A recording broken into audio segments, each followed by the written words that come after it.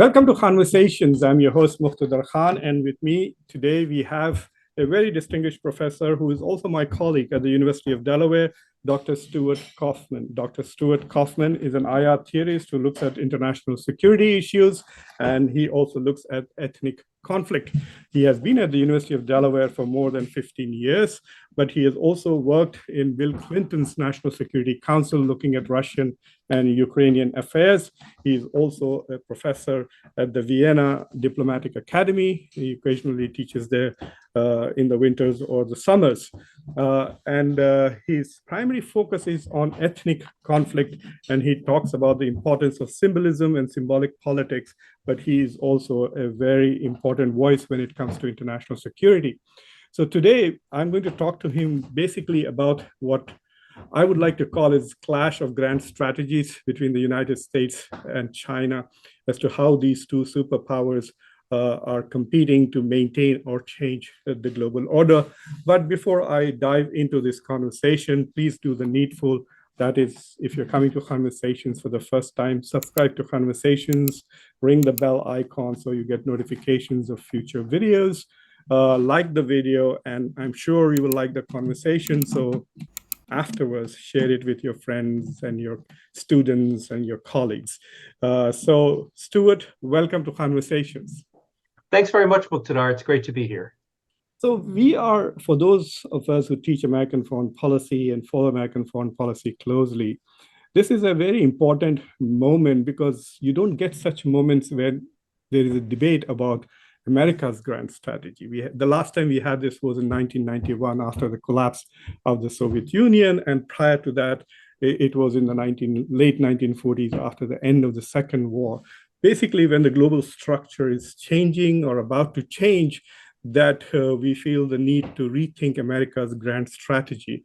So we are at that moment today where people feel that even the Biden administration calls it an inflection point in history, where it is quite possible that we may see a significant change in the global structure of governance, in the global balance of power. And so it's time to talk about the two players who are key to this potential change, the US and China, and we will talk about their grand strategies. So Stuart, is China trying to replace the US at the top? Is the US rule-based order experiencing a shift precipitated primarily by the rise of China? So Muqtedar, I think the ways you ask that question are actually two different questions. The first question is, is the rise of China precipitating a change in the global order? And I say that's a definite yes. Is China trying to replace the United States? The answer there is that's not what they think they want, but it's where they're going. And I think the way to think about it is through the international relations concept of the security dilemma. What one country does to try to increase its security tends to decrease the security of others. And this is what's happening with the rise of China. China's theme song is "I Want It That Way." They're singing the Backstreet Boys. And what I mean by that is that, what they say they want is they want to reform the world order while defending their core interests. But the way they want to accomplish those goals is deeply threatening to pretty much everybody else.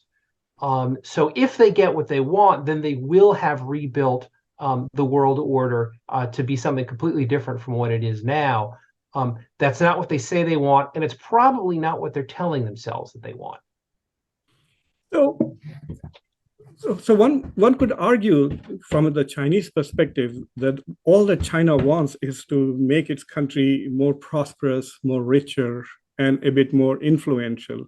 And now they say that since they are the second biggest power, they would like to have this at least the second biggest voice in international affairs. They have this vision of 2049, which will be 100 years of the current Chinese republic, that in which they want to have a China which is probably as developed and as prosperous as the first world. But why is China's rise so threatening to the United States, as well as regional players like Japan and Australia, and now even India, that we see coalitions emerging, which are either seeking to balance China or also contain China. So perhaps it doesn't become as big a threat as it could be if it becomes a more powerful economy or a more powerful military. Again, the answer is the Backstreet Boys. Uh, China wants prosperity and security, and that's fine, but they want it that way. And that way is basically predatory in both the security and the economic realms. So if you look at it, in security terms, it's quite understandable, for example, that what they want to do is kind of brush away the potentially threatening military presences around their borders. And that's most importantly the United States Navy, right? They don't like the idea that the United States historically dominated the South China Sea and the East China Sea, because that's strike platforms that the U.S. has right in the neighborhood that can threaten China, right? So they like to get to move away from that. They'd like to defend their other core interests. The problem is that the way they do these things is destructive of the world order. Their way of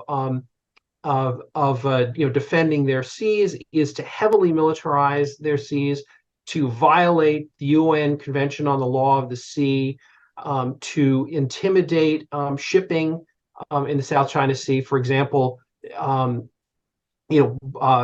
boarding fishing vessels registered in the Philippines and places like that, menacing Taiwan, claiming territory that is controlled by neighboring countries, most importantly, India. Building up their military and then objecting when somebody reacts to that, or even objecting when somebody reacts to somebody else. So, for example, when South Korea deployed the THAAD, the theater missile defense system that the United States sold to them, intending to defend itself against North Korea, the Chinese saw that as a threat and placed sanctions on South Korea. Right. So the point is that in terms of defining what their national security requirements are, China defines it in ways that are aggressive and predatory on others. So it creates a security dilemma. What they do to maintain their security threatens everybody else. And the same is true on the economic side, where China's prescription for growth and prosperity over the last 30 years has been to basically ignore the rules of the World Trade Organization that gave them the opportunities that they have. So they engage in all kinds of subsidies and other kinds of unfair trade practices. For many years, they undervalued their currency in order to boost exports, though that's changed. What's not changed is the ruthless exploitation of industrial espionage, basically either legally or illegally stealing or acquiring foreign technology. So in both the economic and in the security areas, what China does to achieve its goals is threatening and harmful to everybody else, and everybody else is starting to wake up to that. They use this concept called wolf warrior diplomacy. This is being attributed to Xi Jinping's becoming president since 2013. What is this? Is this approach of, there's a belligerence towards other countries, and completely unwilling to accept or tolerate any criticism of China. So if somebody is critical of China, they completely come back in a very aggressive fashion, especially for countries who are maybe in some way dependent on China for development aid or otherwise. So this wolf warrior diplomacy, is this a means, or is this the newfound arrogance of a country that suddenly sees itself as a major power. Like, how do you see that? Is this a way to shield China, or is this a way to tell the world that, look, we have come and we have become big. We are the biggest, second biggest economy, second biggest military on the planet. Yeah, so I think it's a combination of both. It's both a means and an end. This is where my thinking about symbolic politics comes in. Symbolic politics is, is basically the idea that politics is driven by emotion. If you think about it in terms of voting behavior, for example, most people vote on the basis of their biases, their prejudices, their gut feel, not on the basis of a careful analysis of their interest. And this often spills over to foreign policy, and what you've just touched on is an example of where that happens. Um, so, um, so part of what's going on is completely opaque, I think, to the Chinese themselves. I don't think they realize the degree to which they're being that arrogant, and they certainly don't realize the degree to which this wolf warrior diplomacy is so counterproductive for their own interests. The reason they do it is, as usual, it's a mixture of aggression and defensiveness. Right, the defensiveness part you kind of highlighted at the beginning. Right, every time they're criticized, they see that as threatening to them because they run an essentially totalitarian system. Criticism is not allowed domestically, and that's the norm that they want to promote globally. Right, that's the reason that their vision of global order is ultimately incompatible with the American vision of world order. American vision of world order is an order of freedom, most importantly, freedom of expression. For China, their vision of world order is one in which China gets the respect it deserves, which for them means we don't get criticized, right? So in that context, of course they're going to overreact to criticism. That's kind of who they are. Now, that said, some of this wolf warrior diplomacy is strategic. The strategy is, they say, I don't want to threaten you. I just want your daughter to be my girlfriend, whether she wants to be or not. Right. So the only way you get there is to try to intimidate people. Right. And so the wolf warrior diplomacy is also instrumental in the sense of trying to intimidate other countries into accepting whatever the Chinese demands of the moment are. You know, returning to the U.S. point of view, the U.S. Grand strategy has always been to maintain U.S. preeminence in the world, because we feel that it is only through our preeminence and our dominant influence that we will be able to maintain and sustain this rule-based order of multilateralism and multilateral institutions, a system which is also in some ways democratic. So how is the US perceiving this rise of China? Do they feel just that their status as number one is threatened, or they're also worried of the fact that if China became number one, the rules of the game globally would be so altered that perhaps the United States will not be able, and US allies will not be able to thrive in this new world order that China might bring? Yeah, I think you nailed it with that, Muqtedar. I think the question answers itself. That's exactly what the United States thinks, right? Just as I've explained, what China wants is incompatible with the open rules-based world order that exists now.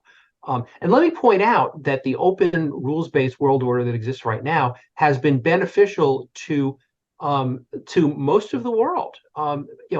Since the creation of the World Trade Organization, you've seen the meteoric rise of China, but also the rise of India, Bangladesh, Thailand, a number of other countries, most especially in Asia, have benefited enormously, whether they were an American ally or not, from the open rules-based world order that the United States created more or less unilaterally, and has upheld and developed multilaterally. That's not to say the U.S. isn't sometimes hypocritical, but the overall outlines of the world order have been beneficial to large swaths of the world. And again, China's vision of world order is predatory. Their name for themselves is Middle Kingdom. interpreted in terms of, the center of the universe, right? They think they're the center of the universe, and everybody else should kind of fall in line behind them. So there's a status element to this, but there's also in the current interpretation, a very exploitative element to it, right? China simply wants to keep on exploiting everybody.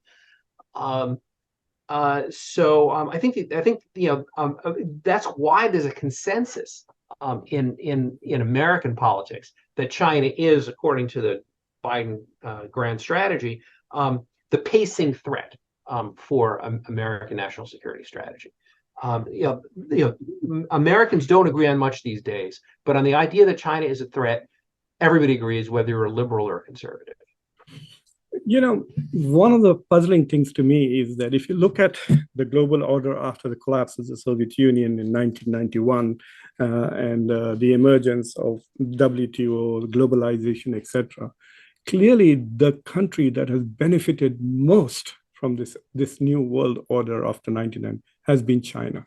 No country has benefited so much. In fact, sometimes I think that Bill Clinton is partly responsible for the rise of China, giving China the most favored nation status while trading with the US, then facilitating its entry into World Trade Organization.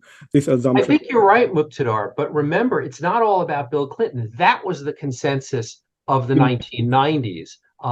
It was Bush, George Bush Sr., who started, those, who really pushed those negotiations, in bringing China in.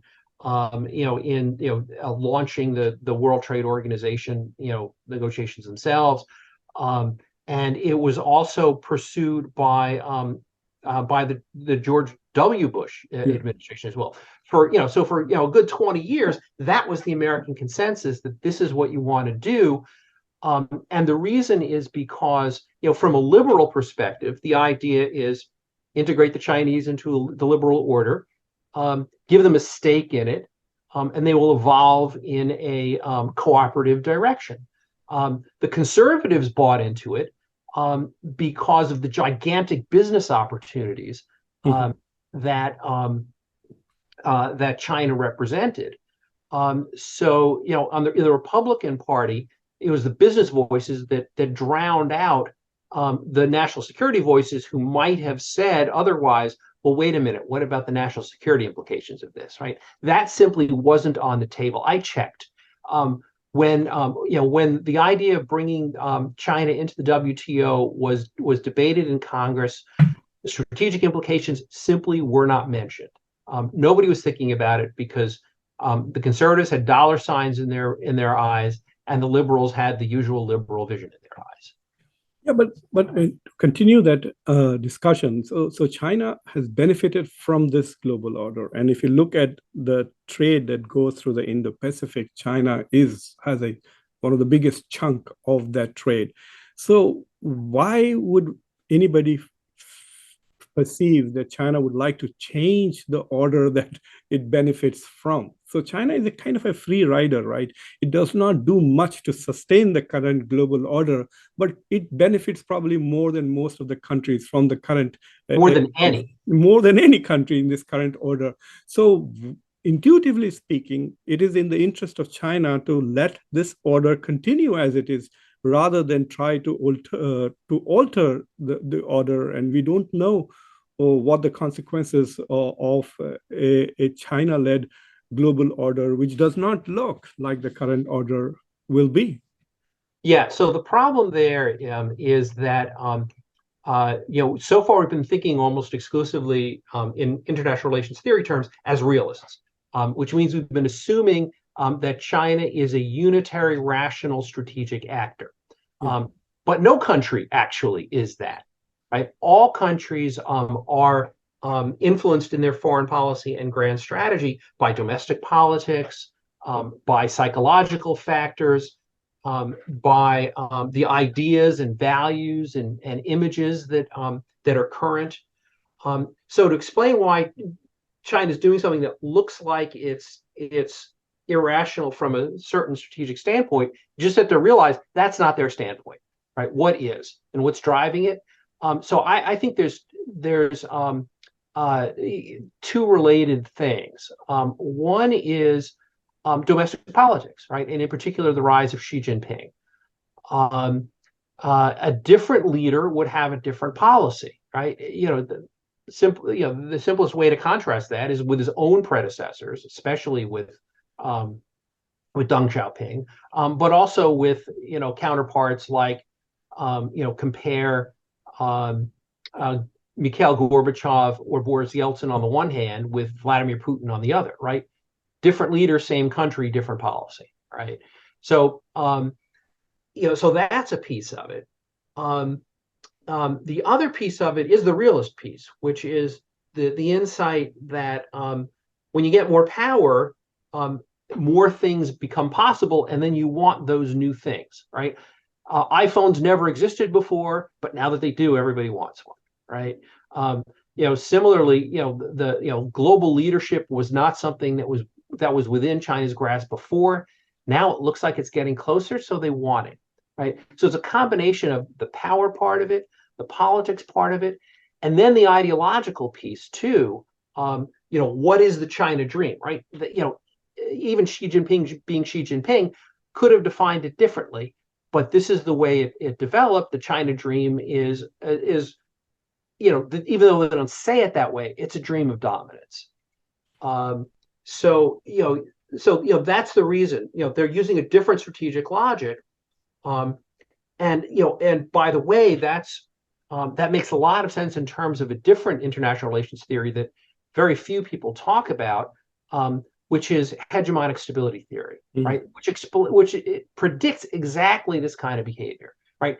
Everybody tries to expand their power to dominate as much as they can, and they keep on going until they control as much as they can possibly control. And then they go a little further, usually, and get themselves into trouble. So that's another way of thinking about that. That's just the typical thing. So there's every expectation that China will continue to do that. It takes a very wise leader and a very unusual one to show the kind of self-awareness and self-restraint that you suggest would be kind of a more expected behavior. You're right that it's kind of a more constructive behavior in every way, but it's not the typical behavior. So what kind of China would the US like? Like what I mean, we are trying to contain China, and containment usually often can become confrontational. So one missing aspect to dealing with this management of the growth of Chinese power and capabilities is a negotiated adjustment to the system to accommodate China. So what kind of a China do you think the current American elite, on both sides of the aisle, want? Like a subservient China, a China that does not grow, gets stuck in the middle income trap? Like what kind of China do we want? What the United States wants is a China that's not predatory. It's just that simple. In the security area, what the United States wants is precisely negotiate agreements to do things like, avoid incidents at sea. During the Cold War, the U.S. signed an incidents at sea agreement with the Soviet Union to prevent, their ships from ramming each other, right? For example, the United States wants that. The United States wants nuclear arms control. Wants transparency in the nuclear arena, not dominance, but just agreements on rules of the road to prevent inadvertent conflicts. The United States wants China to stop threatening its neighbors, to stop illegally claiming the South China Sea, to stop harassing Philippine fishermen, to stop threatening Taiwan. To stop claiming, territory in India, and to stop its, intellectual piracy and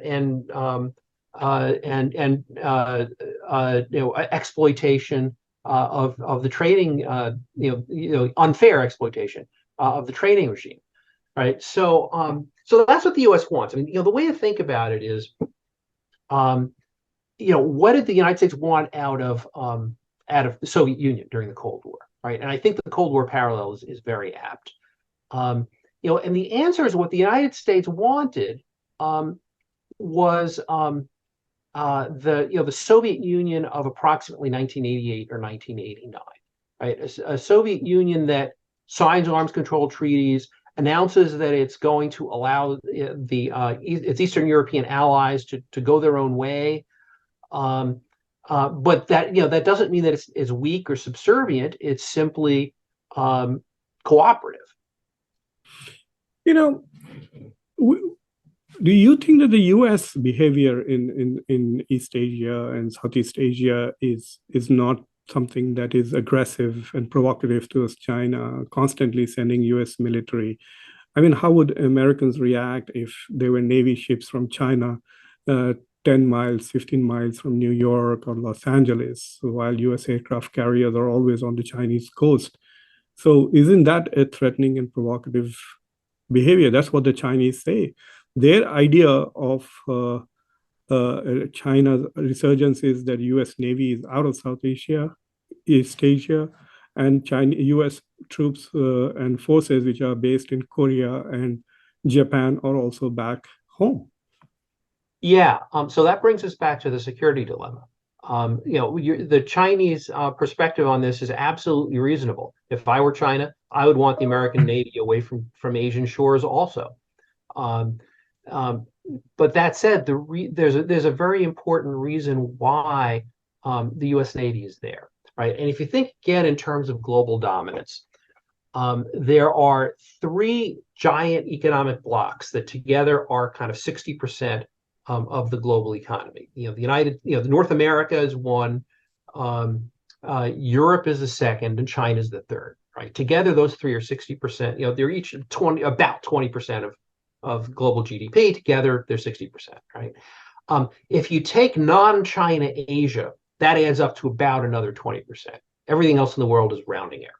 Right? But you add up Japan, South Korea, India, Taiwan, so on, Taiwan, right? Those add up to the rest of Southeast Asia. Those add up to a similar size block, right? So the point is that what China wants, China's definition of what it needs for its security, requires dominating Asia, basically. And if China dominates Asia militarily, it will dominate Asia economically. It will also have tendrils in most of the rest of the world. And at that point, China becomes the economically predominant power in the world. So that's what's at stake. The U.S. needing to defend its allies like the Philippines and Japan and South Korea to keep them independent of Chinese influence so China doesn't become the predominant power in the world. It appears as if China wants to have its own Monroe Doctrine in the Asia. Right. And you can't blame them for wanting that, but you also can't blame the Americans for wanting to prevent it. So one of the challenges that China has posed is with its Belt and Road Initiative. Even though the jewel in the crown, which is CPEC, the Pakistani wing of the Belt and Road Initiative, where China has invested the most in one project, in one country, which is about $62 to $64 billion. And that's not really doing well. There are security challenges, there are delays, etc. But they have invested in 147 countries and to the tune of $1 trillion already. And people think that the overall, by the time the Belt and Road Initiative is complete, it would be an $8 trillion project. So both Europe and the United States have come up with ideas. The US has this Build Back Better, the B3W for the World project, and the Europeans have their own alternative to the Belt and Road Initiative. But this morning I checked, the US has spent only $6 million so far in its version of the Belt and Road Initiative or alternative. So how do you think the rest of the world, especially the global South and countries which are in Asia but not fully aligned with the United States, like Indonesia even, which is not part of the Quad, or to some extent Philippines, Bangladesh, and other countries, plus countries that are not friendly with us, like Iran. Uh, for them, this Belt and Road Initiative could be meaningful in terms of development aid and also a kind of enhancement of trade potential with one of the biggest economies in the world. So, do you think that the Belt and Road Initiative is the key driver of China's strategy towards global ascendancy, or it has already failed enough number of times, Sri Lanka, Pakistan, and this whole talk of debt diplomacy that will make it redundant or less effective? Yeah, so I think the answer is neither. I think the Belt and Road Initiative is primarily a policy of domestic economic stimulus. Right? They've built enough infrastructure at home that they don't really need a whole lot more. So they're building infrastructure in other countries and using Chinese workers and Chinese money to do it to kind of keep the Chinese economy going. I think that's the core of it. I think it has failed in the sense that it's created a lot of pushback. It certainly created a debt trap for some countries. Um, I don't see that as the leading edge of anything. To me, the big economic question is Xi Jinping killing the goose that laid the golden egg for China, right? And that means it's his overall management of the Chinese domestic economy. My sense is that by emphasizing and supporting state-owned enterprises at the expense of the private sector, which has really driven Chinese economic growth, he's choking off the engine that has been moving China ahead. His domestic crackdown against criticism and closing off the internet, all of those things I think are undermining the conditions that made China's explosive economic growth possible. And this is all completely separate from the middle income trap, right? I don't think the middle income trap is China's problem. I think Xi Jinping's policies is China's problem. And ultimately, I think that's the pivotal factor that's going to dictate everything, right? If China continues to grow at anything like the rate economically that it's been growing, right? If they go from a quarter of American GDP per capita to half of American GDP per capita, that means they'll be more than double the size of the United States in terms of their economy, and at that point, they will get everything that they want, right? The pivotal question, I think, in U.S.-China relations ultimately is going to be whether the Chinese, whether Xi Jinping strangles the Chinese economic growth. If he doesn't, China wins. Doesn't matter what anything else happens, because grand strategy is about what resources do you have to pursue your goals, right? If China has twice the resources the Americans have, they win. All right, this is the last question, and probably the most important one is, has the U.S. position on Taiwan changed? I mean, for a long time, we maintained the fact that we believe in one China policy, and we have this strategic ambiguity about whether we will intervene if China were to invade Taiwan. The idea was not to encourage Taiwan to become independent, not either to encourage China to invade. When Blinken went to Beijing a couple of weeks ago, he did reiterate that the U.S. continues to believe in one China policy. But the way we are talking about Taiwan, and the president on more than one occasion has said that we will defend Taiwan if China would invade.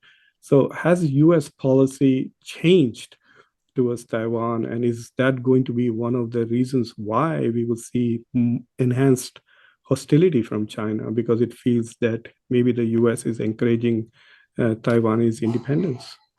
Yeah, so the answer to that one, Muqtedar, is a definite yes and no.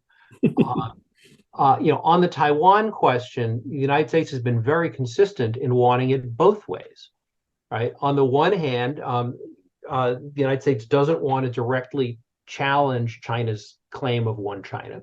On the other hand, the United States doesn't want a war in which China conquers Taiwan.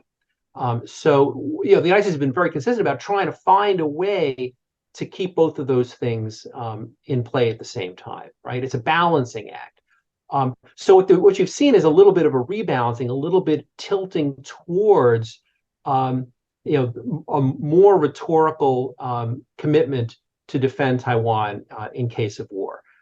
Whether that represents a real change in what the United States would be inclined to do is not clear. What is clear is that the balance of power is changing, right? As the Chinese Navy grows, it's now the biggest Navy in the world. Their ability to fight and win a war over Taiwan grows. The American ability to prevent that kind of victory is shrinking. At this point, it's not clear, I think, who would win. Probably the Chinese. The Chinese themselves say that they're still a few years short of their goal of being able to do that. But I guess my parting shot would be, the biggest mistake the United States can possibly make is the one that appears to be making, which is to make deterrent threats that it doesn't have the power to back up. If the every senator that you talk to, you should ask them, if you want to threaten China that we're going to defend Taiwan, how much money have you put into building up the American Navy to make sure we can make that stick? And the answer is not enough. Chinese Navy is much, much bigger now, just in sheer numbers, at least. We may have a technological edge, and we have allies. Those are the two advantages we have. We have powerful allies like Japan on our side. But in terms of just one-on-one capabilities, I think China is pretty much right there. Yeah, it is. The question turns into, what happens in a particular contingency, right? So it's not the number of ships. Chinese have more ships than the Americans do. The Americans have bigger and more powerful ships. The Americans also have quieter submarines, which is incredibly important because the quieter submarine wins.